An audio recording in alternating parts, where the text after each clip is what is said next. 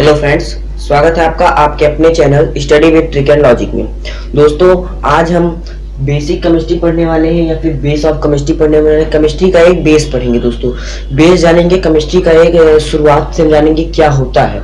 और दोस्तों, यह क्लास उन लोगों के लिए है जो केमिस्ट्री को नहीं समझ पाते हैं या फिर क्या होता है केमिस्ट्री, क्या उसमें जो जो चीजें होती हैं वो नहीं समझ पाते हैं, उन लोगों के लिए यह क्लास है। यहाँ पर आप समझ लीजिए जीरो लेवल स्टूडेंट के लिए यह क्लास है। वैसे सभी बच्चे इसे देख सकते हैं, इसमें कोई दिक्कत नहीं है। अब दोस्तों, हमें पढ़ना है बेसिक केमिस्ट्री या फिर बेस ऑफ केमिस्ट्री, केमिस्ट्री का बेस। तो पहले तो हम जान लेते हैं रसायन विज्ञान। इसे केमिस्ट्री को हम रसायन विज्ञान हिंदी में कहते हैं। तो पहले जान लेते हैं कि इसकी परिभाषा क्या होती है, रसायन विज्ञान की परिभाषा क्या होती है। तो दोस्तों, रसायन विज्ञान की वह शाखा है जिसके अंतर्गत हम पदार्थ के गुण, संगठन व संरचना का अध्ययन करते हैं। अब दोस्तों, और क्रमबद्ध ज्ञान को ही विज्ञान, अब जैसे विज्ञान को कहते हैं सुव्यवस्थित, सुसंगठित व क्रमबद्ध ज्ञान को विज्ञान कहते हैं। अब दोस्तों, विज्ञान की यह एक शाखा है रसायन विज्ञान। रसायन विज्ञान की वह शाखा है जिसके अंतर्गत हम जानते हैं किसी भी पदार्थ के गुण, संगठन, संरचना व उनमें होने वाले परिवर्तनों का अध्ययन करते हैं। तो वह हमारा रसायन विज्ञान कहलाता है। अब देख लेते हैं दोस्तों, रसायन विज्ञान क्या होता है। रसायन विज्ञान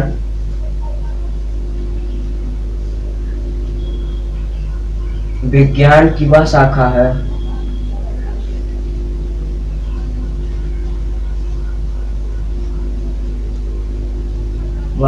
है जिसमें पदार्थ के गुण,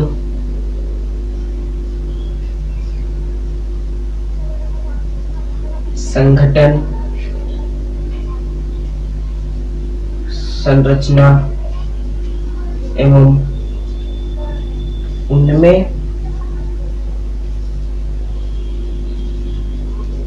होने वाले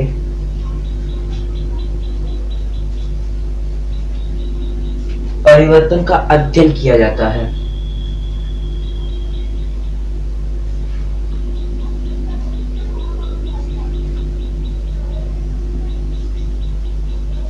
अब दोस्तों देखिए, रसायन विज्ञान की वह शाखा है जिसके अंतर्गत, अब देखिए दोस्तों, इसके अंतर्गत हम जिसमें देखिए दोस्तों, यहाँ पर अंतर्गत नहीं लिखा मैंने, यहाँ पर देखिए रसायन विज्ञान की वह शाखा है जिसके अंतर्गत हम पदार्थ के गुण, यानी किसी पदार्थ, जैसे मान लेते हैं हम, मान लिया हाइड्रोजन, मान लिया तो हाइड्रोजन यानी H, तो इसका गुण क्या है, हाइड्रोजन का गुण क्या है यह जानेंगे हम। हाइड्रोजन के गुण, संगठन या इसके साथ क्या क्या मिलकर बना हुआ है, यानी संगठन, जैसे मान लीजिए हाइड्रोजन है, यह इसका गुण क्या क्या है। अब यार मान लीजिए मैंने ऑक्सीजन कर लिया, तो ऑक्सीजन, इसके गुण क्या है दोस्तों, यह हमें सांस लेने में सहायता देती है, और भी बहुत ही गुण होते हैं, या आग जलने में सहायता देती है। तो यह गुण और संगठन, इसके साथ क्या क्या मिला होता है।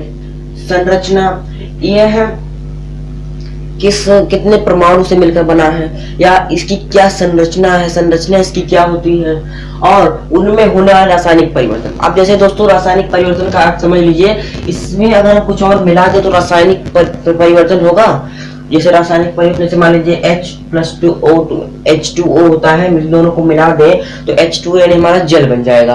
तो दोस्तों, यही होता है हमारा रसायन विज्ञान होता है। रसायन विज्ञान की वह शाखा है जिसमें हम पदार्थ के गुण, संगठन, संरचना एवं उनमें होने वाले परिवर्तनों का अध्ययन करते हैं, उसे हम रसायन विज्ञान कहते हैं।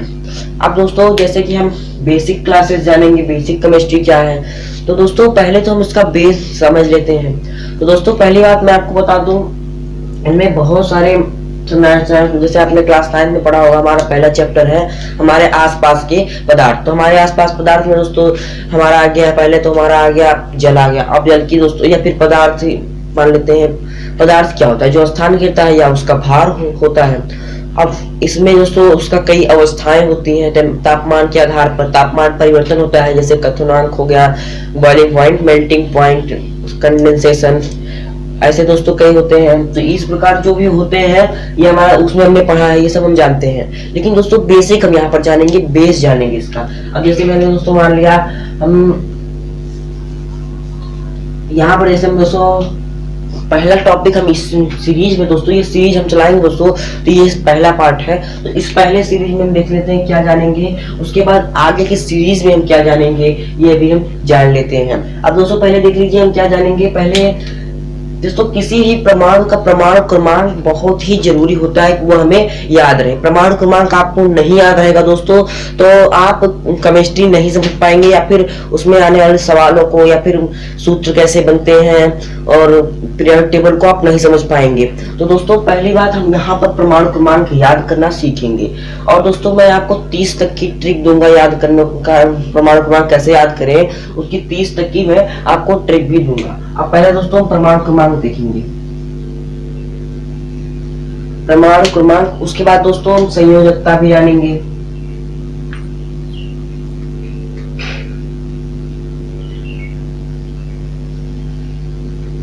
उसके बाद दोस्तों प्रमाण क्रमांक जब हम जान लेंगे तो हम उस प्रमाण का इलेक्ट्रॉनिक विन्यास करना जानेंगे, यानी उसमें इलेक्ट्रॉन। अब दोस्तों एक चीज और यहाँ पर अभी जान लीजिए आप, इलेक्ट्रॉनिक विन्यास या फिर मैं आपको बाद में बता दूंगा। प्रमाण की संख्या जैसे जो प्रमाण क्रमांक जो है वह बराबर होता है उस प्रमाण का इलेक्ट्रॉन के बराबर और इलेक्ट्रॉनों की संख्या के बराबर, और वह इलेक्ट्रॉनों की संख्या होता है उसके प्रोटॉनों के बराबर। और दोस्तों इसे हम प्रदर्शित करते हैं Z से।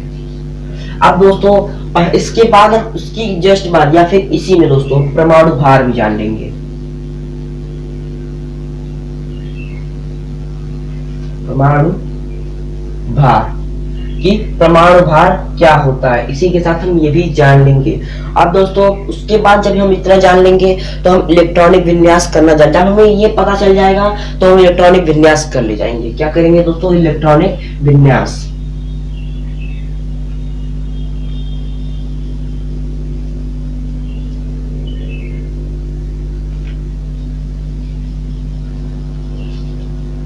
या फिर जिसे हम कहते हैं कॉन्फ़िगरेशन।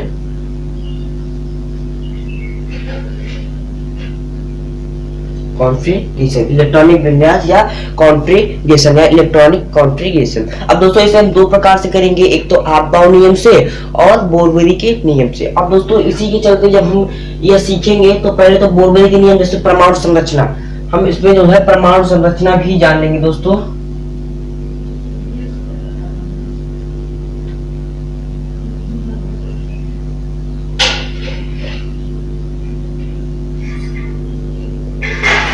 परमाणु संरचना, परमाणु संरचना क्या होती है या उसका संरचना किस प्रकार होता है यह भी जान लेंगे दोस्तों हम।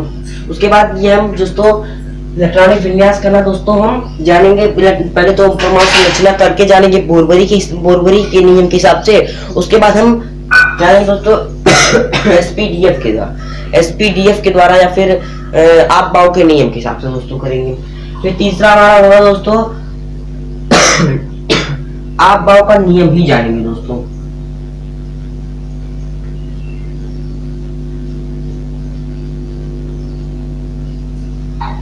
आपबाउ का नियम, आपबाउस प्रिंसिपल। अब उसके बाद दोस्तों जब आपबाउ का नियम हम जान लेंगे तो उसके बाद दोस्तों हम परमाणु क्रमांक जानेंगे। परमाणु क्रमांक नहीं दोस्तों, पीरियोडिक टेबल के बारे में जानेंगे, आवर्त सारणी के बारे में जानेंगे।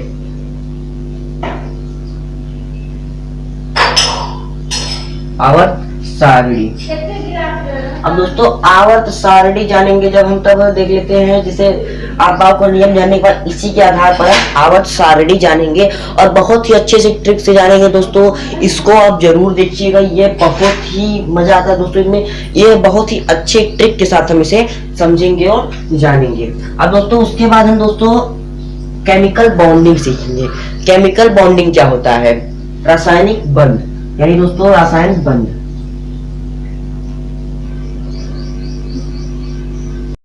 संबंध भी जानेंगे।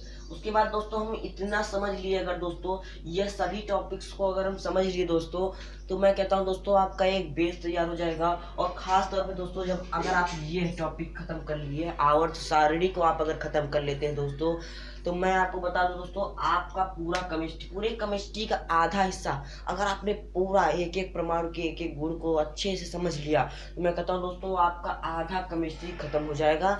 और अगर बहुत ध्यान से एक थोड़ा बहुत जान लिया दोस्तों, अच्छे से नहीं लेकिन आधा ही जान लिया आपने दोस्तों, तो मैं कहता हूँ दोस्तों एक चौथा हिस्सा, एक दोस्तों 4 हिस्से का आप कर रहा हूँ, पूरे केमिस्ट्री का एक हिस्सा आप खत्म कर लेंगे। 4 हिस्से का एक खत्म कर लेंगे, एक चौथाई हिस्सा आप खत्म कर लेंगे। 1/4 हिस्सा मतलब हम 0.25 कह सकते हैं, ये आप खत्म कर लेंगे। उसके बाद दोस्तों क्या बचेगा, उसके बाद फिर रासायनिक बंद रहेगा और भी थोड़े बहुत चीज रहेंगे, जो आप इसको समझ लेंगे तो एक तो आपका आधा खत्म हो गया। क्योंकि दोस्तों 10th में एक चैप्टर ये है, एक तो है आपका, मैं कहता हूँ 10th में 4 ही चैप्टर है, एक ये है, यानी आप एक खत्म कर लिए तो एक हिस्सा आपका खत्म हो गया पूरा। उसके बाद दोस्तों यही सब, उसके बाद ये सब समझ लेंगे तो ये समझ लेंगे आप। और ये समझने के बाद इसके आधार पर बहुत से आगे जो हमारे टॉपिक्स हैं उन सभी में ये सब इसी के आधार पर क्वेश्चंस आते हैं या फिर टॉपिक होते हैं, तो वह भी हम बहुत अच्छे से समझ लेंगे। अब दोस्तों अब हम इसके बाद दोस्तों परमाणु क्रमांक और परमाणु भार आज समझ लेते हैं, फिर अगले वीडियो में हम इलेक्ट्रॉनिक विन्यास करना सीखेंगे। तो मैं इसको मिटा लेता हूँ, फिर हम सीखते हैं। तो दोस्तों अब हम जान लेते हैं, मैंने यहाँ पर लिख लिया है कि क्या हम यहाँ से कितना जान लेंगे दोस्तों परमाणु क्रमांक को याद रख लेंगे। अब दोस्तों आप इसे रट्टा मान लें या फिर जो समझना है, जिस तरह आपको याद करना उस तरह कीजिए, उसमें हमें नहीं दिक्कत है दोस्तों, याद होना चाहिए सिर्फ आपको। अब दोस्तों मैं आपको यहाँ पर 30 तक का जो है मैं यहाँ पर याद करा देता हूँ आपको, उसके अगर आपको याद करना है तो आप याद कर सकते हैं। अब दोस्तों यहाँ पर देखिए, हाहिली बैबोसी नाओफ्लो नी, यहाँ पर नहीं होगा दोस्तों, हाहिली बैबोसी नाओफ्लोनी। अब दोस्तों यहाँ से यहाँ तक मैं कह रहा हूँ आपको 10 तक मैंने आपको याद करा दिया। अब आप इतना पूरा अगर आप याद कर ले, हाहिली बैबोसी नाओफ्लोनी, हाहिली बैबोसी नाओफ्लोनी। अब बोलिए हमारे साथ, हाहिली बैबोसी नाओफ्लोनी, नाओफ्लोनी। अब दोस्तों ये कैसे है, हा से हाइड्रोजन या फिर हम कहते हैं H, ही से हीलियम यानी He, ली से लिथियम यानी Li, बै से बेरोलियम B, बो से बोरान और सी से कार्बन, N से नाइट्रोजन, O से ऑक्सीजन यानी O, फ्लोर यानी फ्लोर कह सकते हैं बहना, यानी हम यहाँ पे फ्लो यानी फ्लोरीन कह सकते हैं। दोस्तों एक चीज आप यहाँ पर ध्यान दीजिएगा, किसी भी तत्व में दोस्तों पहला अक्षर कैपिटल है, पहला अक्षर अगर कैपिटल है तो दूसरा अक्षर स्मॉल होगा दोस्तों, ये ध्यान दीजिए। आप दोनों आप इस्तेमाल करेंगे तो वो गलत हो जाएगा। नी यानी नियॉन, नी का अर्थ हो गया नियॉन। अब यहाँ पर देखिए, हाहिली बैबोसी नाओफ्लोनी यानी hydrogen, helium, lithium, beryllium, boron, carbon, nitrogen, oxygen, fluorine और नियॉन। और यहाँ पर दोस्तों अब आगे देखिए, यहाँ पर 10 तक हो गया। देखिए 1 2 3 4 5 6 7 8 9 और 1 10। अब यहाँ पर दोस्तों देखिए, ना यानी Na ना यानी हमारा सोडियम हो गया। माँ जी का हम एक साथ लेंगे, M से माँ, G से जी।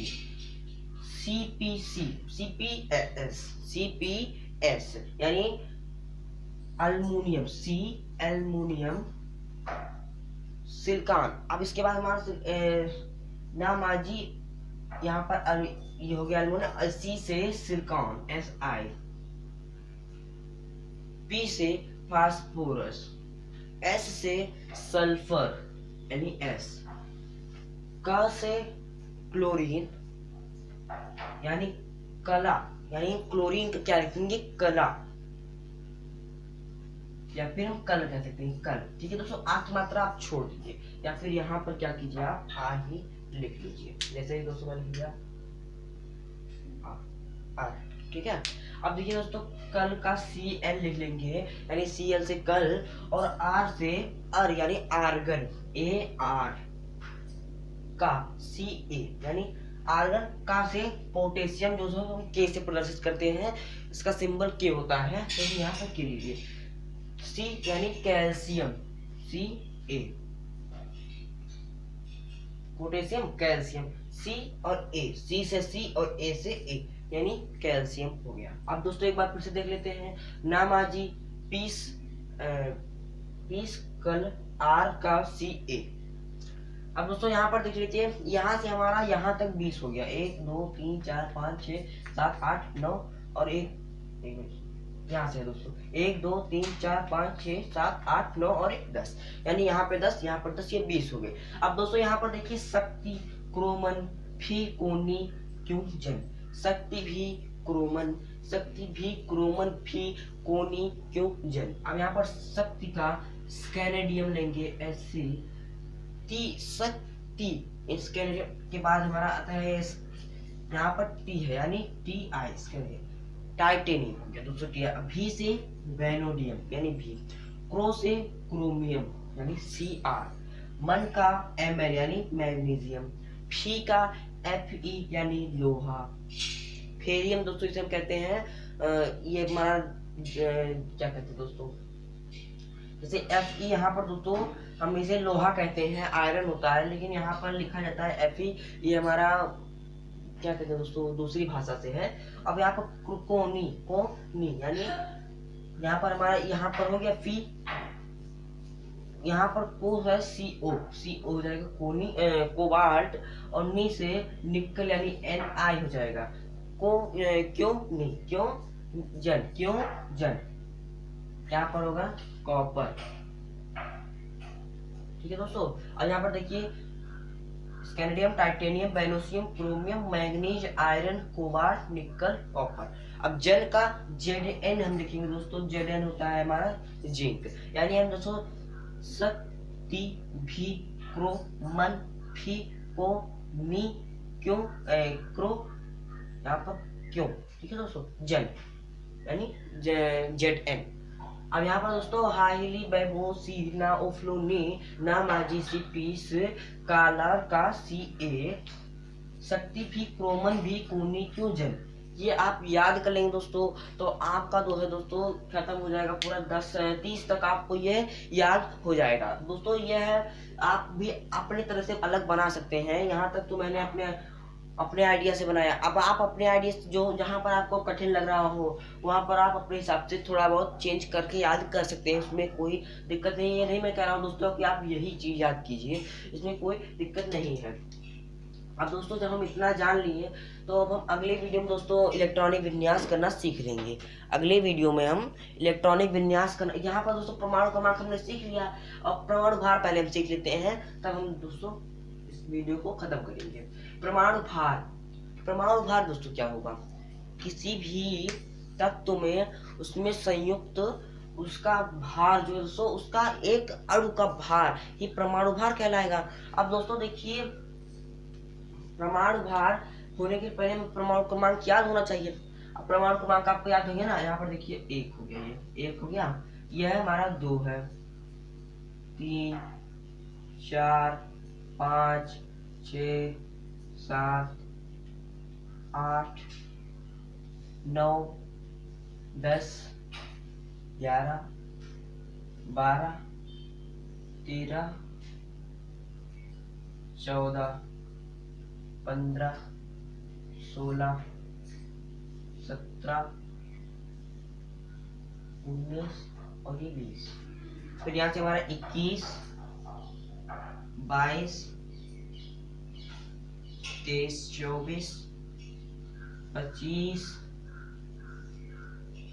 26 27 28 29 और ये 30। अब दोस्तों देखिए, यहाँ पर हमने यह पूरा परमाणु क्रमांक याद कर लिया है। अब हमें क्या करना है, इसका परमाणु भार। अब देखिए दोस्तों, परमाणु भार के लिए क्या होता है, एक नियम है, एक ट्रिक है दोस्तों,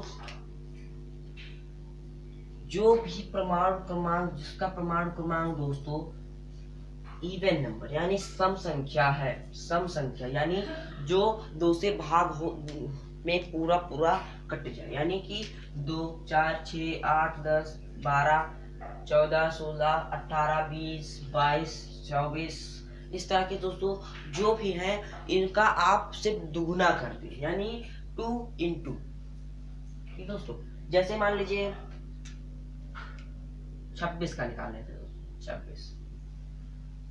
26 का परमाणु भार क्या होगा दोस्तों? 26 का परमाणु भार हमारा होगा, यहाँ पर हम 26 into 2 कर देंगे, हमारा यह परमाणु भार आ गया। लेकिन दोस्तों यह ट्रिक सभी परमाणु क्रमांकों के लिए नहीं है। जो परमाणु क्रमांक विषम संख्या जैसे कि 27 हम ले लिए, 27 में क्या होगा दोस्तों, पहले हम इसका दुगना करेंगे जैसे कि हमने पिछली बार किया था, और यहाँ पर प्लस 1 कर देंगे, 1 प्लस। अब दोस्तों ये हम पहले निकाल लेते हैं, कैसे आएगा देख लेते हैं। जैसे दोस्तों 26 का क्या करेंगे, 6 2 12 के 2 कैरी आए 1, 2 2 4 1 5, ये दोस्तों हमारा 52 आ गया। यहाँ पर हम इसका करेंगे 7 2 14 4 कैरी आए 1, 2 2 4 1 5, यानी 54 इसका आ गया। अब एक और प्लस करना है इसमें, यहाँ पर +1 है, यहाँ पर हमारा हो जाएगा 55, यानी 27 का परमाणु भार 55 है। अब हम यहाँ से ले लेते हैं कुछ, जैसे मान लीजिए 15 ले लेते हैं दोस्तों, 15 ले लिया, और एक सम ले लेते हैं दोस्तों 8 ले लेते हैं मान लीजिए। अब दोस्तों यहाँ पर क्या होगा, 15 into 2 + 1। दोस्तों ज्यादातर ये रूल सब पे नहीं फॉलो होता, जैसे कि 1 पे यानी हाइड्रोजन पे यह रूल नहीं फॉलो होता, 15 पे भी ये रूल नहीं फॉलो होता दोस्तों, यह 30 ही रहेगा।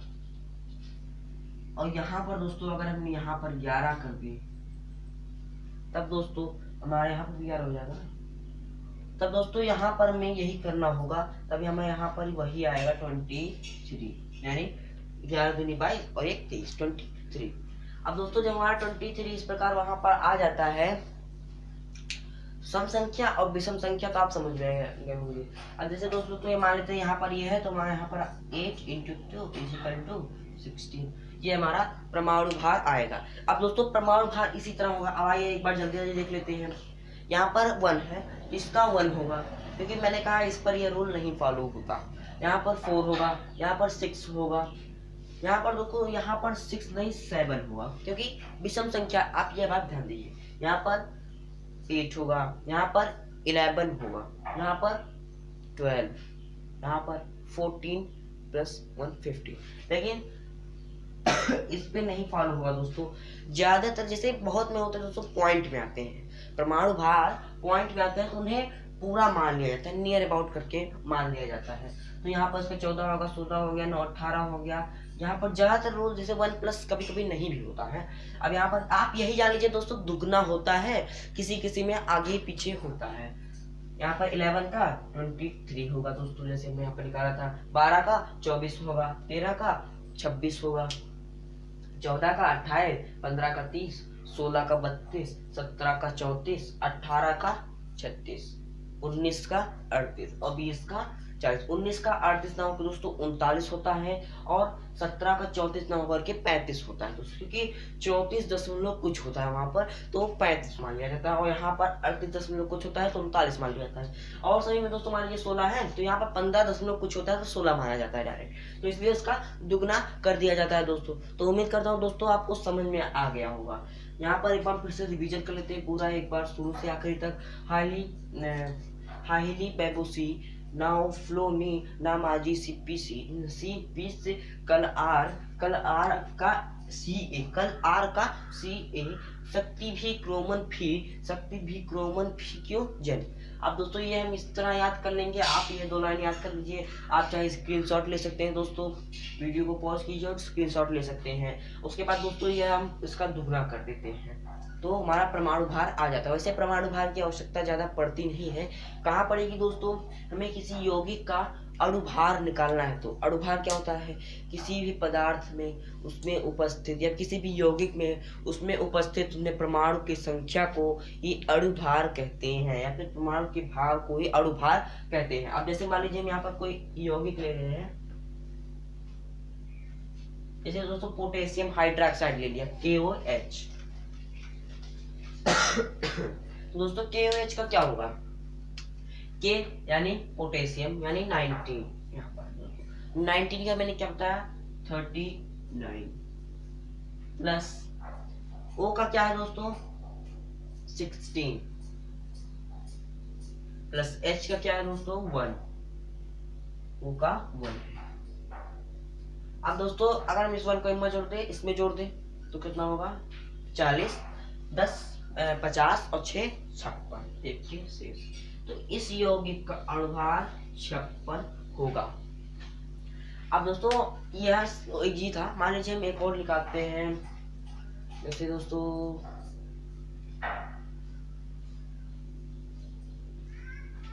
MgCl2 का निकालते हैं दोस्तों।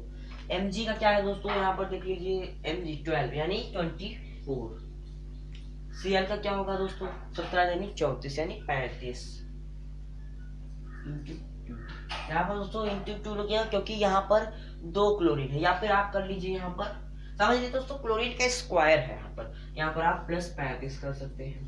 35 गुना 70 और 70 25 99 95 96, आप देख लीजिए 5 5 10 4 5 5 10 और 4 एक मिनट दोस्तों 94 होगा दोस्तों यहाँ पर, क्योंकि यहाँ पे 24 है मुझे लगा 26 है, 94 है। तो दोस्तों यह होगा MgCl2 का अणुभार। इसमें जो जो अणु हैं इनके सबका योग जो है दोस्तों अणुभार 94 है। अब दोस्तों मिलते हैं अगले वीडियो में। अगली वीडियो में दोस्तों इलेक्ट्रॉनिक विन्यास करना सीख लेंगे SPDF के द्वारा, और उसके बाद SPDF और परमाणु संरचना पहले हम जान लेंगे दोस्तों। उसके बाद हम अगली वीडियो में दोस्तों आवर्त सारणी को पढ़ेंगे। दोस्तों मिलते हैं अगले वीडियो में। धन्यवाद वीडियो को पूरा देखने के लिए। दोस्तों आप स्क्रीनशॉट ले सकते हैं इसको समझने के लिए।